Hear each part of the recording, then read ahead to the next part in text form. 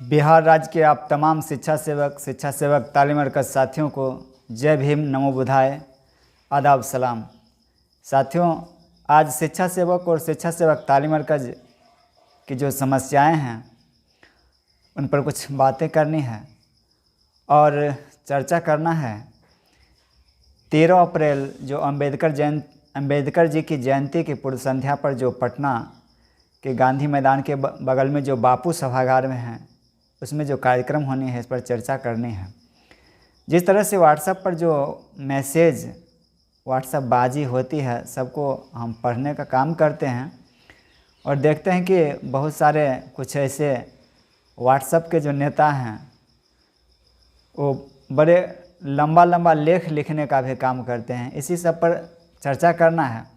और social media के ज़माने में कौन कहाँ है, क्या है, कहाँ तक है, किसी से छुपी हुई नहीं है और कौन लोग क्या काम कर रहे हैं, सभी लोग जानते हैं।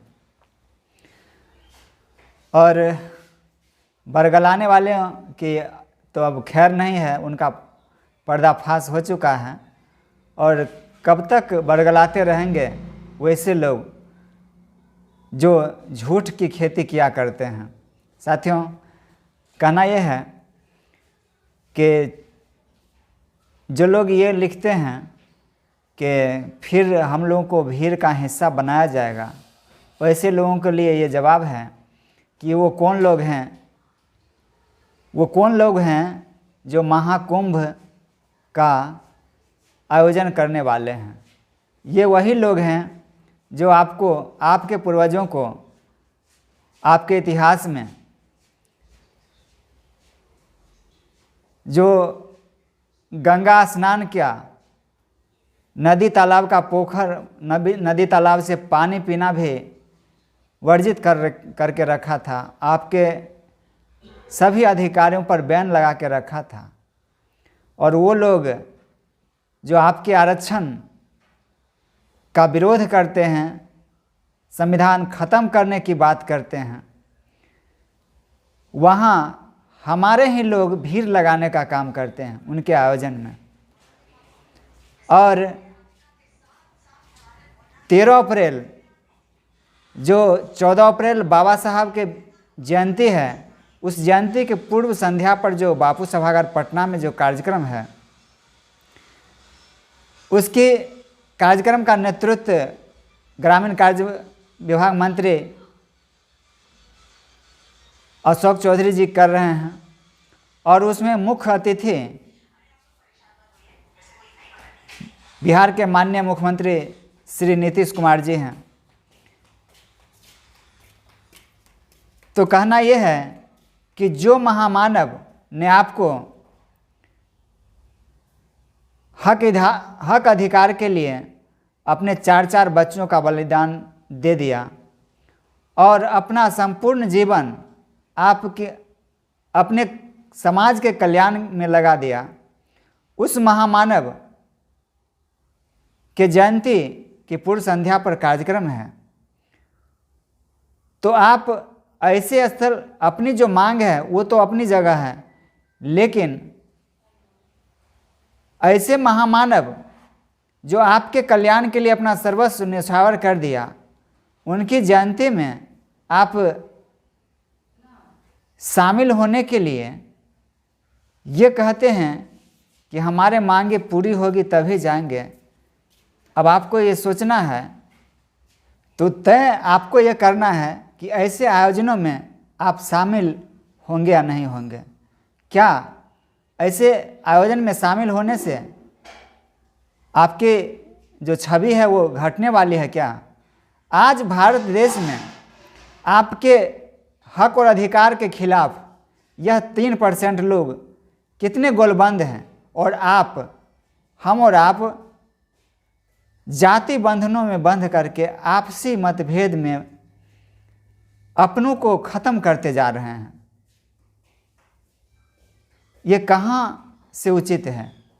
साथियों, ज़रूरत है ऐसे आयोजन में बढ़ चढ़ कर हिस्सा लें, और ताकि मनुवादियों के गाल पर करारा चोट लगे कि ये लोग एकजुट हैं। और शर्म उन्हें आने चाहिए जो आपको आपस में अपने समाज के लोग होते हुए भी आपको बरगलाने का काम करते हैं, आपको आपस में बांटने का काम करते हैं और अपनी रोटी सेकने का काम करते हैं। ये जो 13 अप्रैल का जो कार्यक्रम बापू सभागार पटना में है, यह गांधी मैदान के बगल में कृष्ण मेमोरियल हॉल के बगल में है। और जैसा कि बलराम कुमार चौधरी जी के मंतव्य के अनुसार कि हॉल में जो भी लोग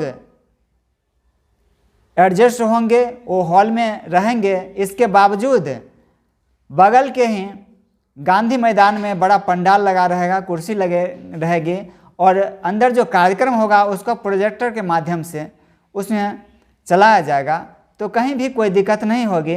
और आपकी यही एकजुटता जो विद्यालय में समायोजन की बात होती है, अनुकंपा का लाभ की बात होती है, एसएल की बात होती है, ये सारी सुविधा आप अपनी मुख्यमंत्री को के समक्ष अपनी एकजुटता को दिखा करके ही प्राप्त कर सकते हैं। क्योंकि ये कार्यक्रम में मुख्यमंत्री जी खुद उपस्थित हो रहे हैं, तो आपको ये एकजुटता दिखानी होगी वहाँ। और ये नहीं समझ लेंगे कि ये भीड़ का हिस्सा बनाया जाएगा। ये उस महामानव के जयंती की पूर्व संध्या पर कार्यक्रम है जिसने हम आप के समाज के अपने समाज के उत्थान के लिए अपना सर्वस्व त्याग समर्पण कर दिया। और उन महामानव के जयंती पर ये बहुत बड़ा कार्यक्रम जो हो रहा है, इसमें हम लोग को निश्चित रूप से शरीक होना चाहिए। और मैं कहना चाहूँगा, बहुत लोग यही कहते रहते हैं कि विद्यालय में समायोजन। इस पर मैं ये कह देना चाहता हूँ कि शिक्षा मित्रों की जो बहाली हुई थी वो लोग भी मानदेय पर थे, और इसके बाद जब उन्हें पंचायत टीचर बनाया गया तो ग्रेड पे लागू की गई, और उसी ग्रेड पे के अनुसार वो लोग आज इतनी मुकाम पर हैं। हम लोगों को भी ग्रेड पे की ही आवश्यकता है। ग्रेड पे के अंतर्गत आपकी सारी समस्याएं दूर हो जाएंगे, और मुझे ग्रेड पे ही हर हाल में चाहिए। ये मांग को पुरजोर तरीके से उठाना होगा। और जैसा कि मुझे मालूम है कि हमारे संगठन के माध्यम से जो भी प्रयास किया गया है वह बहुत ही सराहनीय है। और बलराम चौधरी के द्वारा जो प्रयास किया गया, जिसके तहत वो कहीं छुपी हुई नहीं है, और जिसके तहत आप लोगों ने देखा कि विधानसभा में भी कई विधायक महोदय ने हमारी और आपकी आवाज़ को उठाने, शिक्षा सेवक और शिक्षा सेवक तालीम मरकज़ की आवाज़ को उठाने का काम किए हैं। एक नहीं, कई विधायकों ने इसमें कहीं न कहीं हमारे संगठन जो काम कर रही है उन्हीं की आवाज़ विधानसभा में गूंजी है। और मुझे लगता है कि निश्चित रूप से मुझे ये सफलता मिलेगी। और अंत में मैं ये कह के अपनी बात समाप्त करना चाहूँगा कि जो लोग 12 तारीख को वहाँ पहुँचेंगे उनके लिए जदयू कार्यालय में जो कर्पूरी सभागार है उसमें उनके रहने और खाने की पूरी व्यवस्था रहेगी, और कहीं से कोई प्रॉब्लम नहीं है। तो आप बड़ी से बड़ी संख्या में पूरे बिहार के शिक्षा सेवक तालीम मरकज़ विकास मित्र साथियों से मैं कहना चाहूँगा कि बड़ी से बड़ी संख्या में जुट करके इस कार्यक्रम को सफल बनावे, और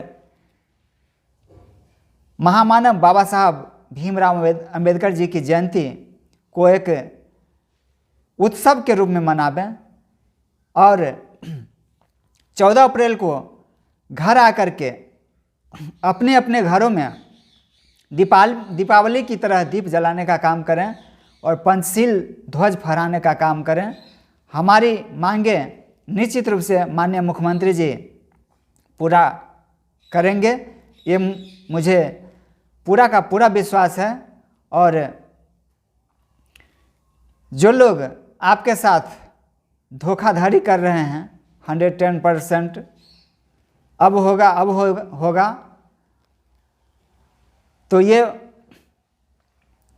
पर्दाफाश हो गया है ऐसे लोगों का जो आपको बराबर आपको बांटने का काम किए और आपके हक और अधिकार के लिए आपके जीवन से खिलवाड़ करने का काम किए। अपने गलत नीतियों के कारण शिक्षा सेवक तालीम मरकज़ के मौत के मुंह में धकेलने का काम किए। तो साथियों, विशेष बातें नहीं करते हुए मैं आप लोग को ये कहना चाहूँगा कि निश्चित रूप से इस कार्यक्रम में भाग लें।